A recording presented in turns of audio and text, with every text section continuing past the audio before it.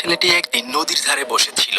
ছেলেটির প্রচন্ড ইচ্ছে সে নদীতে সাঁতার কাটবে, কিন্তু পানি দেখলে সে অনেক ভয় পায়। তাই সে সব সময় নদীর পাড়ে একা একা বসে থাকে। একদিন নদীর পাড়ে সে একটা অদ্ভুত রকমের ডিম পায়। সেই ডিমটি সে কুড়িয়ে বাড়িতে নিয়ে আসে। পরবর্তীতে সেই ডিম থেকে একটি সামুদ্রিক ঘোড়া জন্মগ্রহণ করে। সেই সামুদ্রিক ঘোড়াটি ছোট্ট ছেলের সাথে বাড়িতেই বসবাস করতে লাগে, আর আস্তে আস্তে তাদের দুজনের মাঝে অনেক ভালো বন্ধুত্ব গড়ে ওঠে।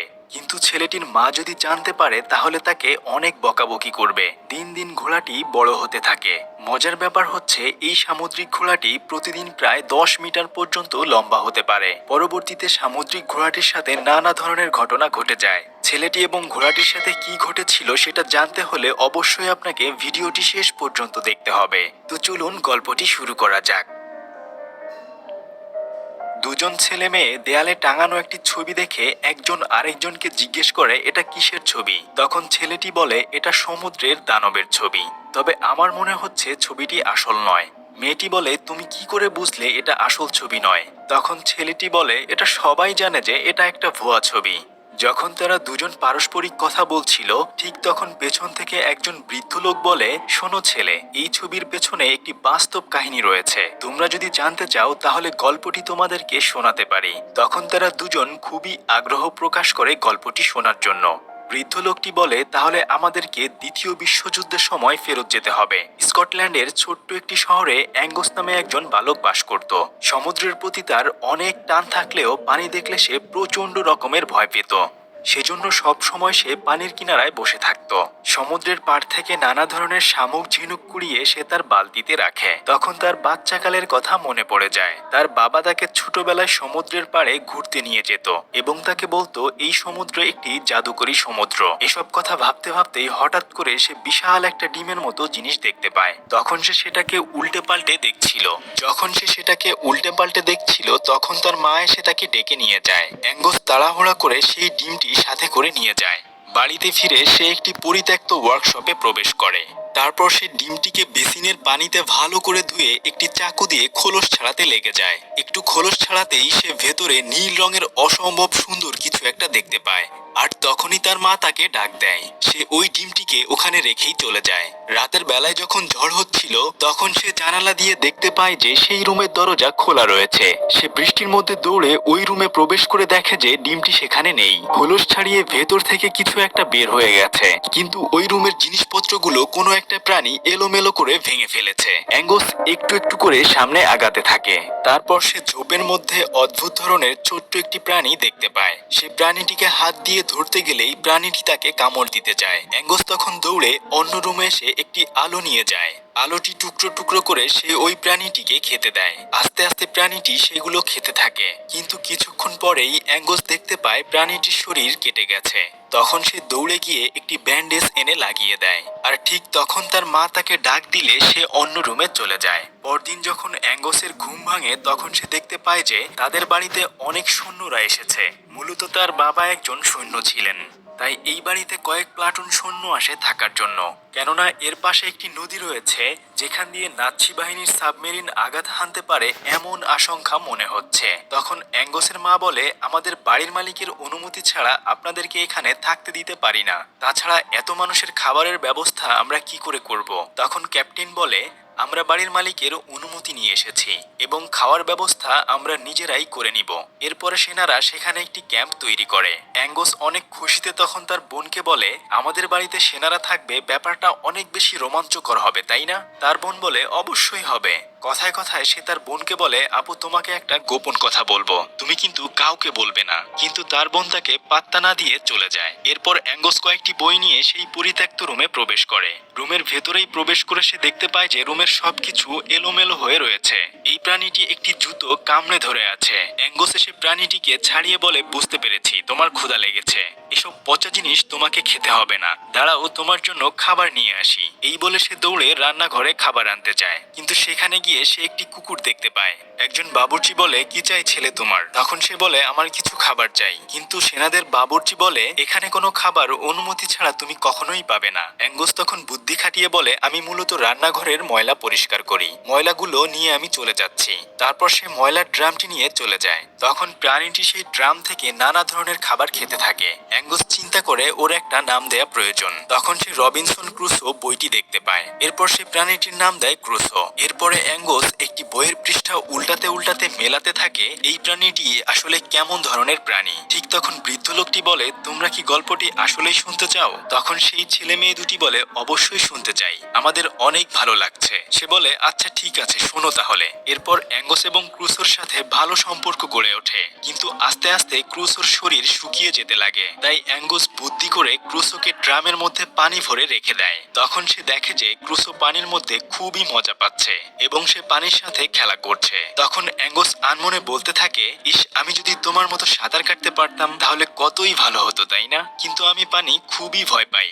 এভাবেই তাদের দিন কাটতে থাকে। এরপর ক্রুসোকে পানিতে রেখে সে বাইরে চলে যায়। পরদিন তার মা সেই পরিত্যক্ত রুমে প্রবেশ করে। মূলত এই রুমটি অ্যাঙ্গসের বাবার ছিল।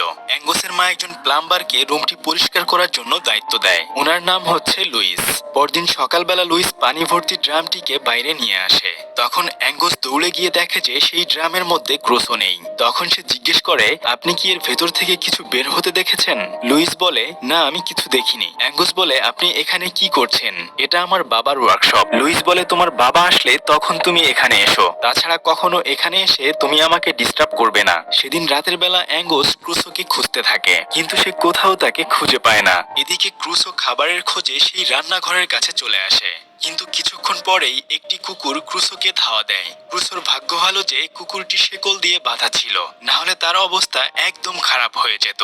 এরপর ক্রুসো সিঁড়ি বেয়ে একটি বাথরুমে প্রবেশ করে। ঠিক তখন অ্যাঙ্গসের বোন সেটা দেখে অনেক বেশি ভয় পেয়ে চিৎকার চেঁচামেচি শুরু করে দেয়। অ্যাঙ্গস দৌড়ে উপরে গিয়ে তার বোনকে বলে, আপু, আমি তোমাকে এটা সম্পর্কে বলতে চেয়েছিলাম। আমি যে ডিমটি কুড়িয়ে পেয়েছিলাম সেটা ফুটেই ক্রুসোর জন্ম হয়েছে। তুমি কাউকেই ক্রুসোর কথা বলবে না, মা জানতে পারলে আমাকে অনেক বকাবকি করবে। এরপর তারা দুজন ক্রুসোর সাথে খেলা করতে লাগে। ওদিকে অ্যাঙ্গসের মা লুইসকে বলে, আমাদের উপরের গেস্ট রুমের বাথরুমগুলো নষ্ট হয়ে আছে, আপনি কি সেগুলো ঠিক করে দিতে পারবেন? লুইস বলে, আচ্ছা ম্যাম, আমি সেগুলো ঠিক করে দিচ্ছি। লুইস তখন সেই বাথরুমে প্রবেশ করে। অ্যাঙ্গস এবং তার বোন তখন ভেবে পায় না আসলে তারা কি করবে, তাই সে ক্রুসোর মুখ চেপে বেসিনের মধ্যে ধরে রাখে। কিন্তু কিছুক্ষণ পরেই লুইস ক্রুসোকে দেখতে পায়। সে বলে, তুমি এটা কোথায় পেয়েছো? অ্যাঙ্গস জবাব দেয়, সমুদ্রে একটি ডিম কুড়িয়ে পেয়েছিলাম, সেটা থেকেই ক্রুসোর জন্ম হয়েছে। তখন লুইস বলে, এটা খুবই দুর্লভ একটা প্রাণী, এটা একটা সামুদ্রিক ঘোড়া। হাজার হাজার বছর পূর্বে এগুলো প্রায় বিলুপ্ত হয়ে গিয়েছে। অ্যাঙ্গস তখন জানতে চায় এটা ছেলে নাকি মেয়ে।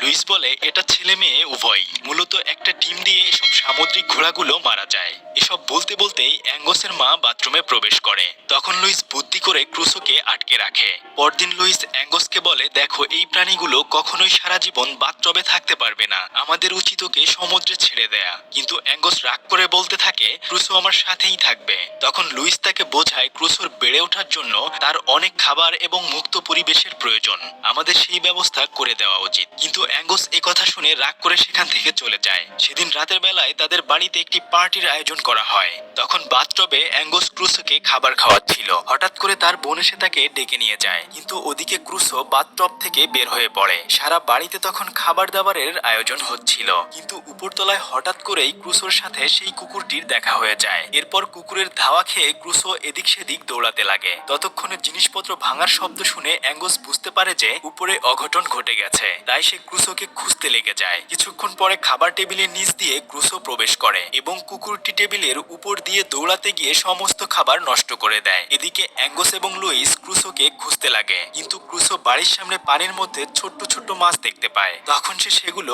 খেয়ে ফেলে। ওদিকে লুইস ক্রুসোকে খুঁজে পেলে একটি বস্তার মধ্যে ভরে নিয়ে যায়। পরদিন সকালবেলা লুইস অ্যাঙ্গসকে ঘুম থেকে ডেকে তোলে। অ্যাঙ্গস ক্রুসোকে দেখে অনেক বেশি অবাক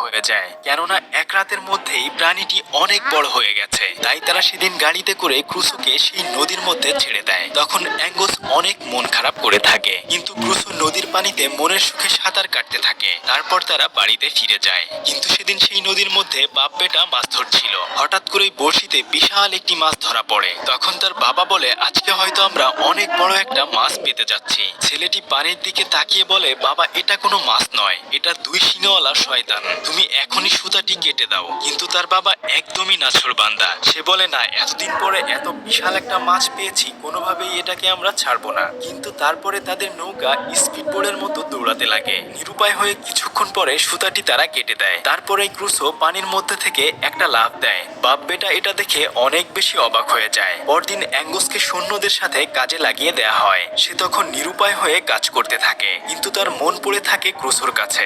গাড়ি পরিষ্কার করার সময় সে একটু পালানোর সুযোগ পাওয়ার সাথে সাথেই দৌড়ে সেই নদীর কাছে চলে যায়। নদীর পাড়ে গিয়ে সে ক্রুসোকে নাম ধরে ডাকতে থাকে, কিন্তু কোথাও ক্রুসোর দেখা পাওয়া যায় না। তখন অ্যাঙ্গস নিরুপায় হয়ে সব ভয়কে পেছনে ফেলে একটি নৌকা নিয়ে নদীর মধ্যে গিয়ে ক্রুসোকে খুঁজতে থাকে। কিছুক্ষণ পরেই বিশাল একটি দানব এসে অ্যাঙ্গসের নৌকার সামনে দাঁড়ায়। সেটা দেখে সে অনেক বেশি অবাক হয়ে যায়। কয়েকদিনে ক্রুসো অনেক বড় হয়ে গিয়েছে। ক্রুসো অ্যাঙ্গসকে কাঁধে তুলে পানির মধ্যে খেলা করতে থাকে।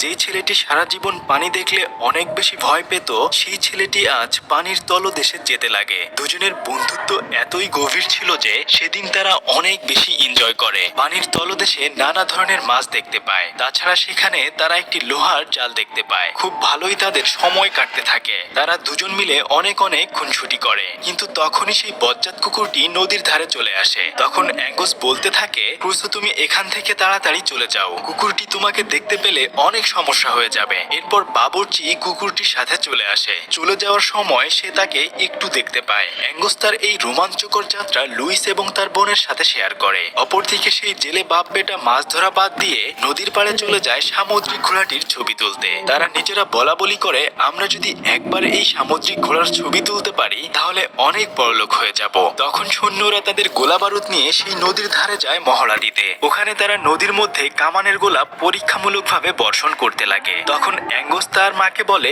এখানে একটি প্রাণী রয়েছে, এটা একটি সামুদ্রিক ঘোড়া। যদি পানির মধ্যে গোলা বর্ষণ করা হয় তাহলে সে আঘাত পাবে। তাই সে প্রাণপণ চেষ্টা করে গোলা বর্ষণ বন্ধ করার জন্য, কিন্তু ক্যাপ্টেন গোলা বর্ষণ চালিয়ে যায়। অ্যাঙ্গস বেশি জোরাজুরি করলে ক্যাপ্টেন তাকে ধমক দেয়। ক্যাপ্টেনের এমন ব্যবহারে তারা দুঃখ পেয়ে মন খারাপ করে বাড়িতে চলে আসে। অপরদিকে সেই জেলেরা নকল একটি সামুদ্রিক ঘোড়া বানিয়ে সেটার ছবি তুলতে লাগে, কিন্তু তার পাশে আসল সামুদ্রিক ঘোড়াটি ঘুরে বেড়াচ্ছিল। তারা তা দেখতে পায় না। সৈন্যরা সেদিন রাতের বেলা সেই নদীর পাড়ে নিজেদের আস্তানা গাড়ে। পত্রিকায় তারা সেই নকল সামুদ্রিক ঘোড়াটি দেখতে পায়। তখন সেই বাবুর্চি বলে, এটা নকল নয়, এটা আসল। আমি এই প্রাণীটিকে নদীর মধ্যে দেখেছি। ওদিকে অ্যাঙ্গস এবং লুইস রাতের বেলায় চুপি চুপি নদীর ধারে আসে। অ্যাঙ্গস ক্রুসোকে ডাকতে থাকে, কিন্তু সে তার ডাকে সাড়া দেয় না। কিছুক্ষণ পরে ক্রুসো অ্যাঙ্গসের কাছে আসে, কিন্তু যখন সে হাত দিয়ে তাকে ধরতে চায় তখন ভয়ে সেটা দূরে চলে যায়। একটু পরেই সেই বাবুর্চি এবং আরো কয়েকজন সৈন্য মিলে সামুদ্রিক ঘোড়াটিকে নদীর মধ্যে খুঁজতে থাকে। আর কুকুরটি তখন নদীর পাড়ে ঘেউ ঘেউ করতে লাগে। বাবুর্চি তখন বুঝতে পারে ক্রুসো আশেপাশেই রয়েছে। ওদিকে অ্যাঙ্গস কুকুরের ঘেউ ঘেউ শব্দ শুনে বুঝে যায় যে এবার হয়তো ক্রুসোকে তারা ধরে ফেলবে। তখন লুইস এবং অ্যাঙ্গস ক্রুসোকে বাঁচানোর জন্য দৌড়ে নদীর ধারে চলে আসে। কিছুক্ষণ পরেই কুকুরটির সামনে বিশাল আকারের সামুদ্রিক ঘোড়াটি হাজির হয়। কুকুরটি সেটা দেখে অবাক হয়ে যায়। ওদিকে সৈন্যরা তাদের নৌকা নিয়ে ক্রুসোকে খুঁজতে থাকে। হঠাৎ করেই ক্রুসো সৈন্যদের নৌকার উপর হামলা করে। তখন তারা তাদের ক্যাম্পে খবর পাঠায় যে তাদের উপর আক্রমণ করা হয়েছে। সৈন্যরা ক্রুসোর উপর গুলি করতে লাগে। এক পর্যায়ে ক্রুসো তাদের নৌকাটি ডুবিয়ে দেয়। এদিকে আর্মিদের ক্যাপ্টেন অ্যাঙ্গসের মায়ের কাছে সেদিনের ব্যবহারের জন্য ক্ষমা চাইতে আসে। ঠিক তখন একজন সৈন্য এসে ক্যাপ্টেনকে বলে, নদীর পাড়ে আমাদের বাকি সৈন্যদের উপর আক্রমণ করা হয়েছে। তখন সবাই ভাবে হয়তো জার্মানদের সাবমেরিন নদীর পাড়ে সৈন্যদের উপর আক্রমণ করেছে। তাই তারা সবাই প্রস্তুত হতে থাকে। ক্যাপ্টেন তাদেরকে অর্ডার দেয়, তোমরা যদি দুশমনদের জাহাজ দেখতে পাও তখনই তাদেরকে গুলি করবে।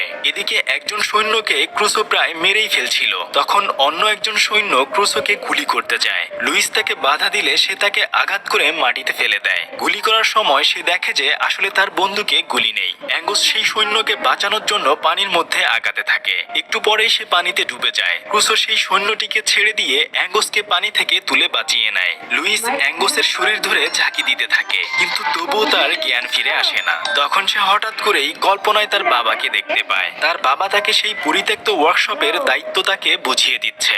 আসলে অ্যাঙ্গসের বাবা যুদ্ধে মারা গিয়েছে, সে সেটা জানে না। এগুলো দেখতে দেখতে অ্যাঙ্গসের জ্ঞান ফিরে আসে। তখন সে ক্রুসোর মুখে হাত বোলাতে বোলাতে বলে, তুমি আমার অনেক ভালো বন্ধু। কিন্তু কিছুক্ষণের মধ্যেই ক্যাপ্টেন তার গাড়ি নিয়ে সেখানে চলে আসে। আহত সৈন্যটি ক্যাপ্টেনকে বলে, সামুদ্রিক ঘোড়াটাকে এখনই আমাদের মারতে হবে, এটা একটা দানব ছাড়া কিছুই নয়। তখন অ্যাঙ্গস বলে, ওটা কোনো দানব নয়, ওটা আমার বন্ধু, ওকে তোমরা মারতে পারবে না। একথা শুনে তার মা তাকে বলে এগুলি সব বানানো কাহিনী, সামুদ্রিক ঘোড়া কিংবা জাদু এগুলো কোনো কিছুই বাস্তবে নেই। সে তখন লুইসকে বলে এসব আজগুবি গল্প শুনিয়ে তুমি আমার ছেলের মাথাটা খেয়েছো। ঠিক তখনই ক্রুসো অ্যাঙ্গোসের মায়ের সামনে হাজির হয়। সবাই সামুদ্রিক ঘোড়াটাকে দেখে একদম অবাক হয়ে যায়, কিন্তু অপরদিকে সৈন্যরা গোলা বর্ষণ করতে লাগে। তখন অ্যাঙ্গোস ক্রুসোর কাছে গিয়ে বলে চলো বন্ধু, আমাদেরকে এখান থেকে পালাতে হবে, না হলে ওরা তোমাকে মেরে ফেলবে। এই বলে সে তার উপর চড়ে বসে। এদিকে ক্যাপ্টেন বারবার সৈন্যদের সাথে যোগাযোগ করতে গিয়েও ব্যর্থ হয়। সৈন্যরা তাদের দূরবীন দিয়ে আবছা আবছা কিছু একটা দেখতে পায়। তারা ভাবে হয়তো এটাই জার্মানদের সাবমেরিন, তাই তারা আরো বেশি গোলা বর্ষণ করতে লাগে। এদিকে ক্যাপ্টেন একটি স্পিডবোট নিয়ে দ্রুত সৈন্যদের কাছে যেতে লাগে। অ্যাঙ্গোস সামুদ্রিক ঘোড়াটির উপর চড়ে বলতে থাকে আমাদেরকে খুব দ্রুত সেই জালের কাছে যেতে হবে। কিন্তু ওদিকে সৈন্যরা ভাবে হয়তো সাবমেরিনটি পালিয়ে যাচ্ছে, তাই তারা তাদের লোহার জাল উঁচু করে দেয়। তখন তারা দুজন নিরুপায় হয়ে যায়। এদিকে অ্যাঙ্গোসের মা তাকে বলে বাবা তুমি ওকে যেতে দাও। তখন সে ক্রুসোকে বলে তুমি আমার সবচেয়ে ভালো বন্ধু ছিলে, তোমাকে আমি কোনোদিনও ভুলবো না, তবে তোমার এখন এখান থেকে পালানো উচিত। এই বলে সে তাকে ছেড়ে দিয়ে পানিতে ঝাঁপ দেয়। সে নৌকাতে উঠে গেলে কিছুক্ষণ পরে ক্রুসো পানির নিচে দৌড় দিয়ে সেই লোহার জালটি পার হয়ে যায়। পার হওয়ার সময় জালটি তার শরীরে লেগে ভেঙে চুরে যায়। তারপর সামুদ্রিক ঘোড়াটি মুক্ত হয়ে যায়। পরদিন সকালবেলা অ্যাঙ্গোস তার মা আমি যেখানে যুদ্ধ বানাচ্ছি রুটি গড়াইছে পাপিয়া। হ্যাঁ ওই তো 8টার সময় এসছে, 9টা হবে। ক্যাপ্টেন লুইস সেই নদীর তীরে আসে। সে বলে মা আর কোনোদিন মনে হয় ক্রুসো আমাদেরকে দেখতে আসবে না, তাই না? এগুলো বলতে বলতেই তারা আবার নদীর ধারে ক্রুসোকে দেখতে পায়। বৃদ্ধ ব্যক্তিটি তখন ওই দুটি ছেলে মেয়েকে বলে তোমাদেরকে যা বলেছি তার প্রতিটি কথাই সত্য। যাই হোক, আমার নাম অ্যাঙ্গোস ম্যাকমোরা। এই বলে সে হাত বাড়িয়ে দেয়। আপনারাও কি গল্পটির মাঝে হারিয়ে গিয়েছেন নাকি? যদি আমাদের গল্প